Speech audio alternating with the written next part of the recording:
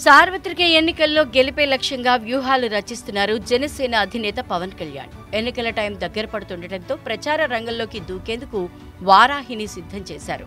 మార్చి 30న పిఠాపురం నుంచి శమరశంఖం పూరిస్తున్నారు. పిఠాపురం కేంద్రంగానే పవన్ కళ్యాణ్ రాష్ట్ర వ్యాప్తంగా ఎన్నికల ప్రచారానికి శ్రీకారం చుడుతున్నారు. 3 విడతలుగా పవన్ ప్రచారం ఉండేలా పర్యటన షెడ్యూల్ రూపొందించారు పార్టీ నేతలు. ప్రతి విడతలో జనసేన పోటీ చేసే నియోజకవర్గాలకు వెళ్లేలా షెడ్యూల్ రూపొందించనున్నారు.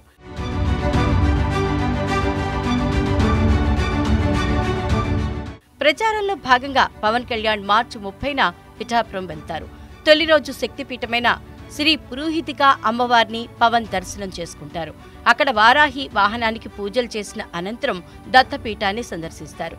ఆ రోజు నుంచి 3 రోజుల పాటు నియోజకవర్గంలోనే ప్రచారం నిర్వహిస్తారు. రెండో విడతలో ఉమ్మడి జిల్లాలో బహిరంగ సభకు ప్లాన్ చేసింది జనసేన.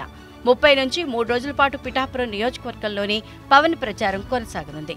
30వ తేదీన చేబ్రోల్లో భారీ బహిరంగ సభకు ప్లాన్ చేశారు. ఏప్రిల్ 3న తెనాలి, 4న నెల్లిమర్ల, 5న అనకాపల్లి, 6న ఎలమంచిలి, 7న పెందుర్తి, 8న కాకినాడ రూరల్, 10న రాజోలు, 11న పి గన్నవరం, 12న రాజానగరం నియోజకవర్గాల్లో వారాహి యాత్రకు రూట్ మ్యాప్ సిద్ధం చేశారు. కార్యక్రమంలో పార్టీ నేతలతో అంతర్గత సమావేశాలు నిర్వహిస్తారు. క్రియాశీల కార్యకర్తలతో మండలాల వారీగా సమావేశాలకు ప్లాన్ చేశారు.